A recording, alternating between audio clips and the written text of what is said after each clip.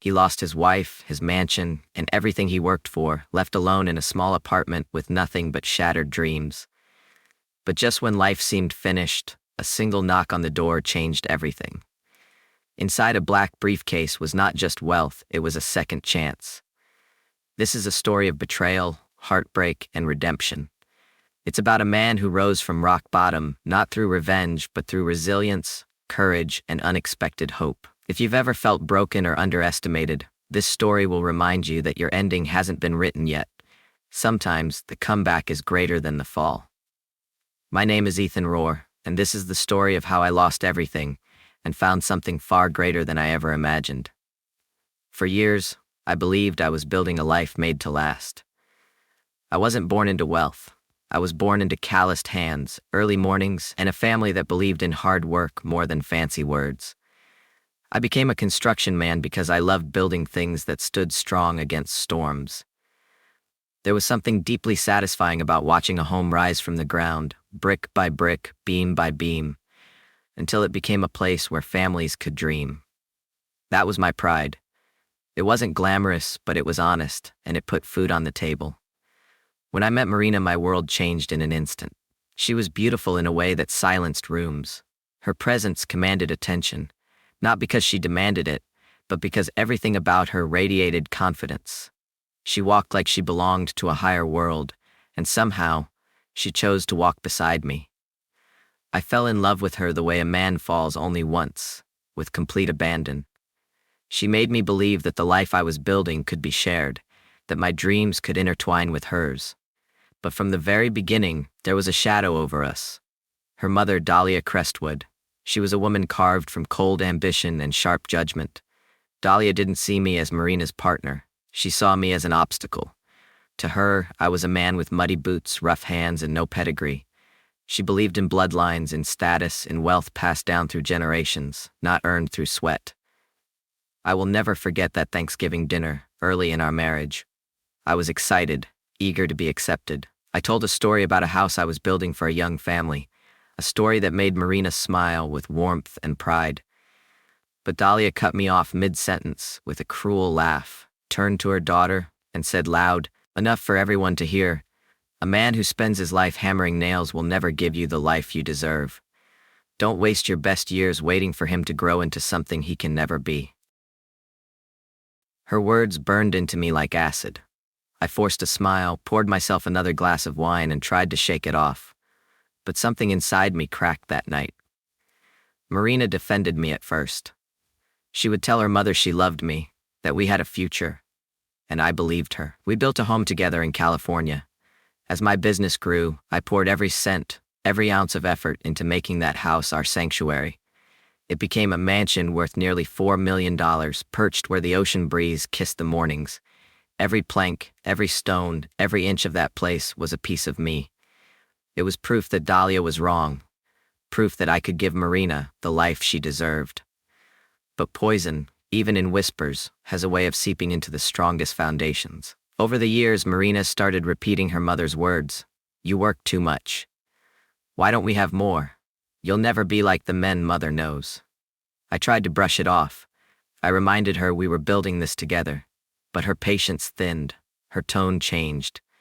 The woman who once looked at me with love now looked through me with disappointment.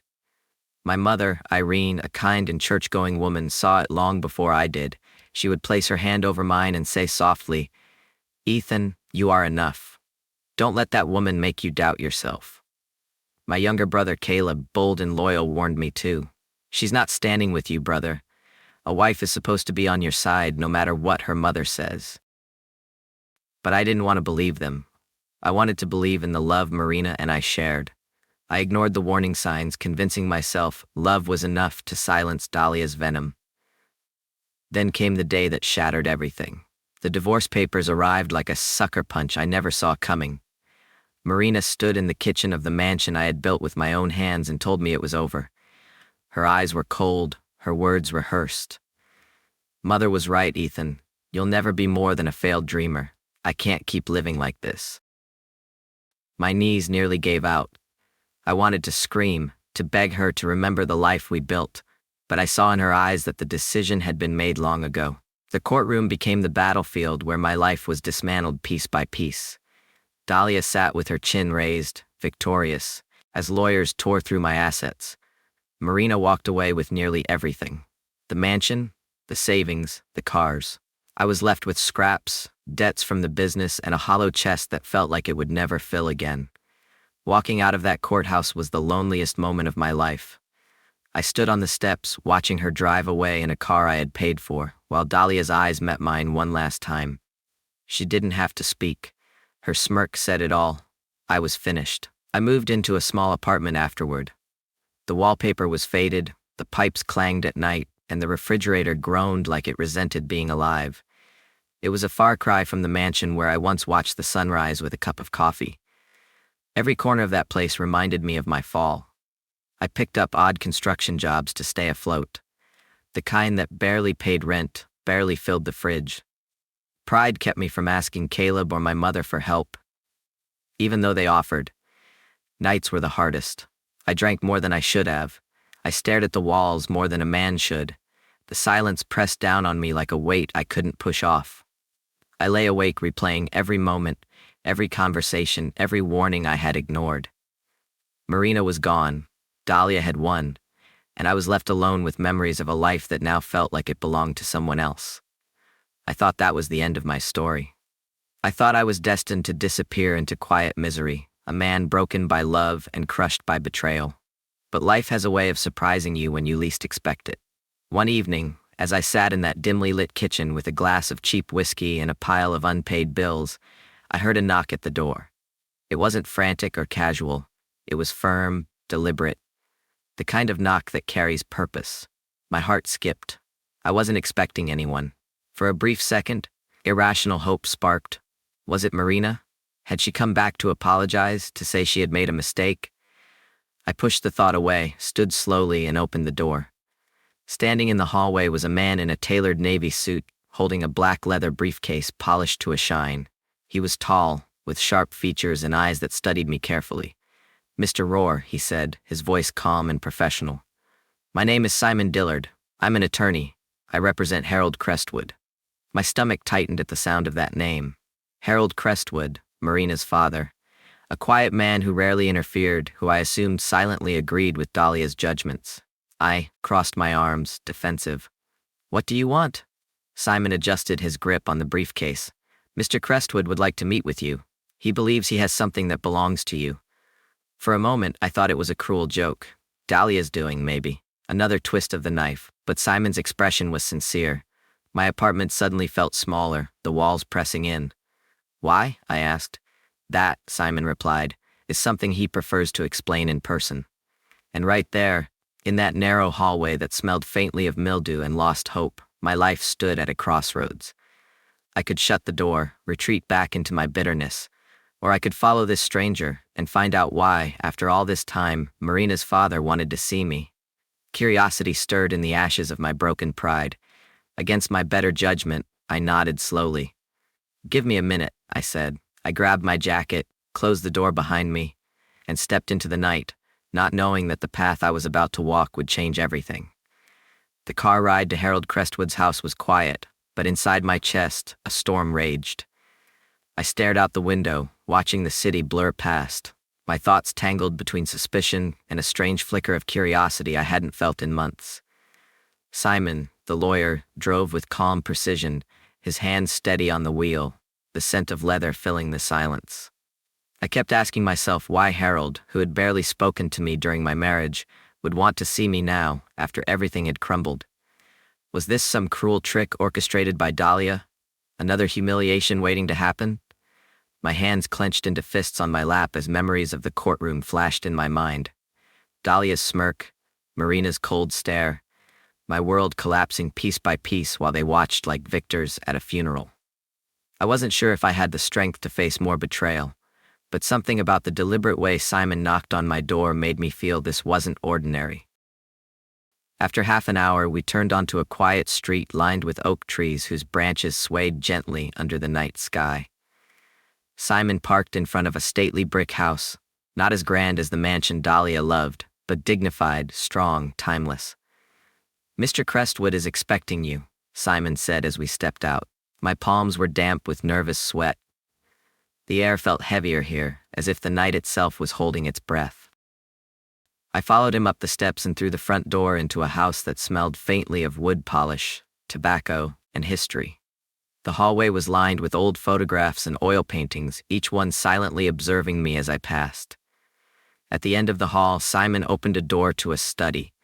Inside, warm light from a desk lamp spilled across dark mahogany shelves stacked with books, and in the center sat Harold Crestwood. His hair was silver now, his face marked by the lines of age, but his eyes were sharp, measuring me as if trying to see the man beneath the wreckage. He rose slowly with the help of a cane. "Ethan," he said in a calm, deliberate voice, "thank you for coming." I nodded stiffly, unsure what to say. This was the man who had watched silently as his wife and daughter dismantled my life.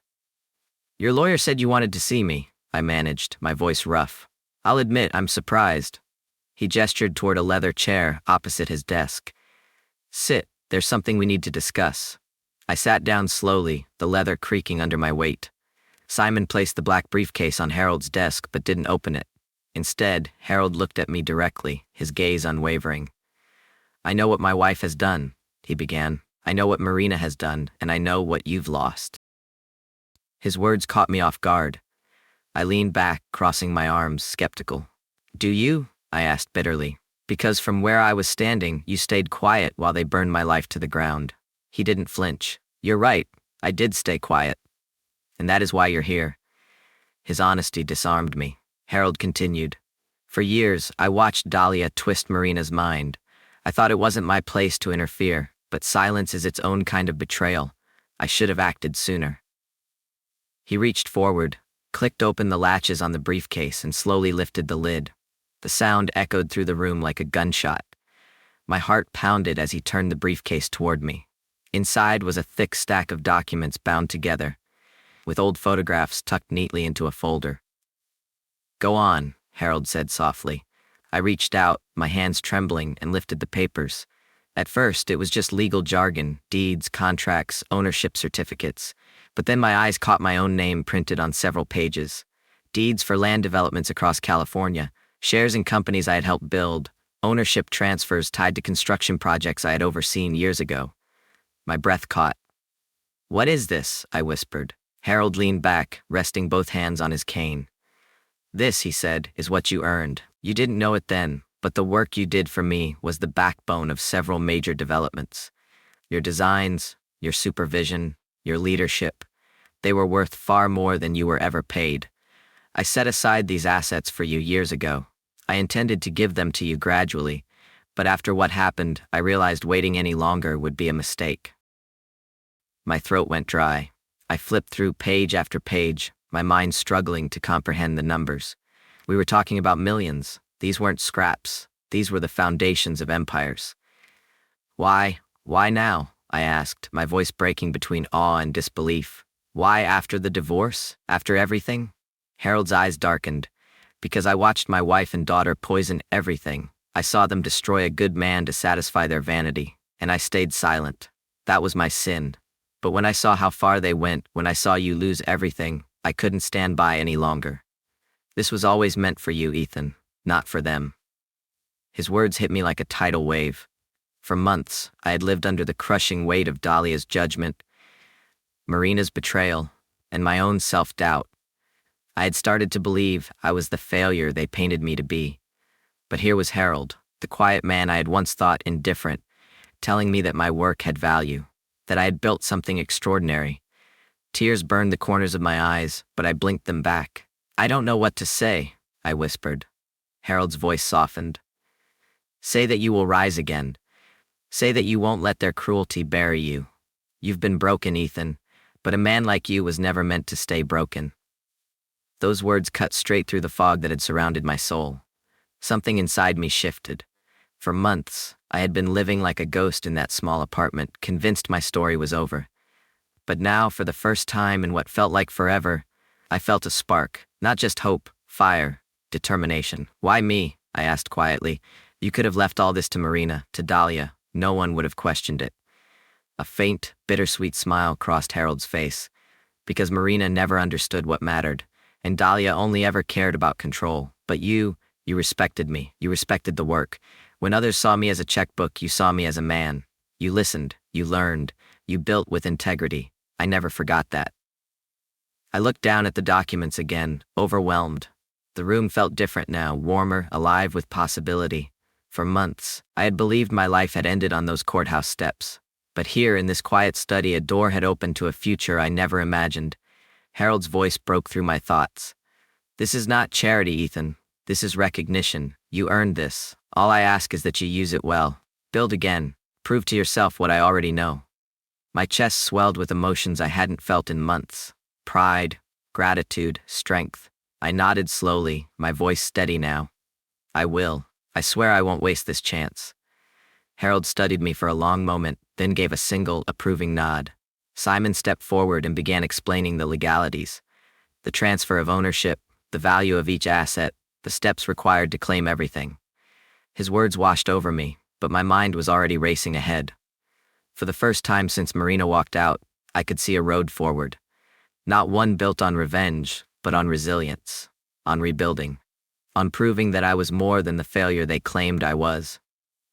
By the time I left Harold's house that night, the briefcase was in my hand, but more importantly, a new fire was burning in my heart.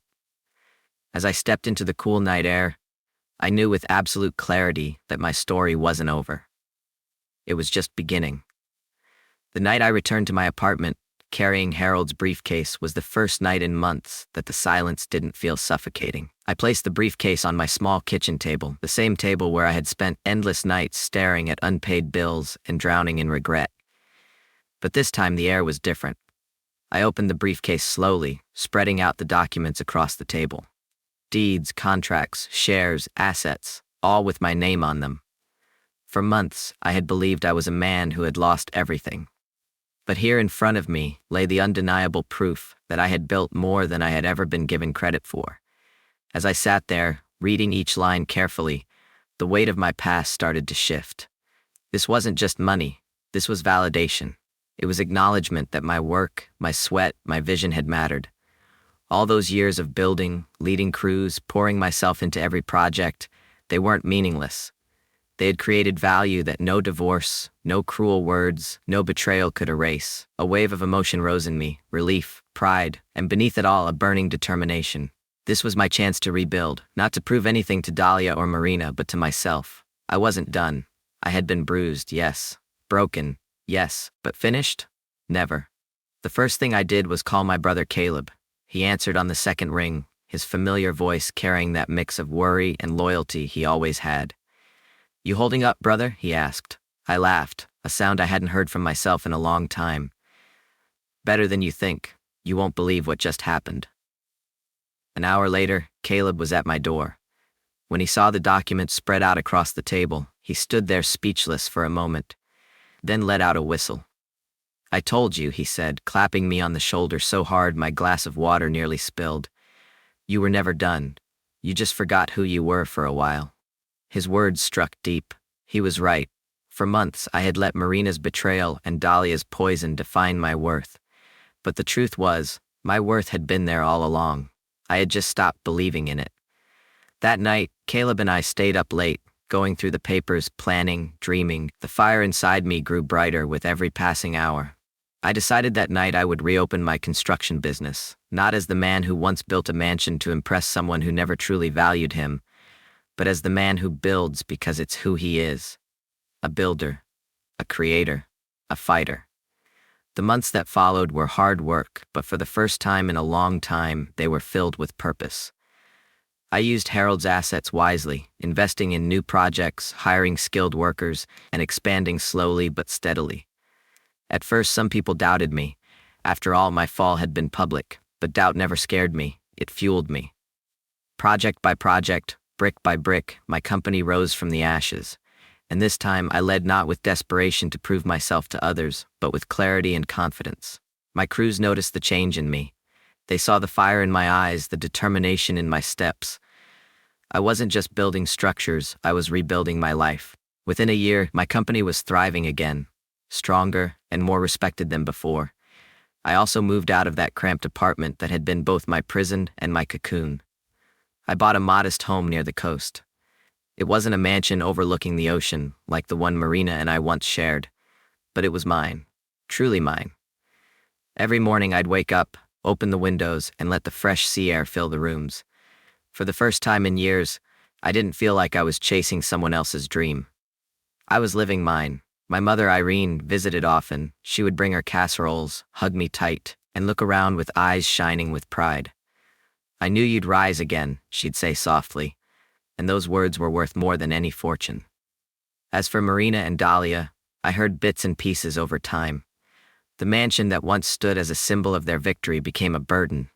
Its upkeep drained their resources without my steady income to support it. Rumors said Marina grew restless, and Dahlia's sharp tongue, once so effective at controlling others, began to wear thin even within their own circle. But I didn't gloat. I didn't seek revenge. My victory was never about their downfall. It was about my recovery, my strength, my ability to rise after being torn down. Looking back, I realized something powerful. The darkest months of my life, the nights of silence, the days of doubt, had become the foundation upon which my comeback was built. Pain had forged resilience. Loss had carved out space for new growth. And betrayal had cleared the path for rediscovering my true worth. Harold's belief in me had reignited something I thought was gone forever. But it was my choice to build again, to fight again, that turned the tide. And now I want to speak directly to you, the one listening to my story. Maybe you've been underestimated. Maybe someone betrayed you, left you broken, made you doubt your worth. Maybe you've stared at the walls of your own small apartment, wondering if your story has already ended. I'm here to tell you, it hasn't.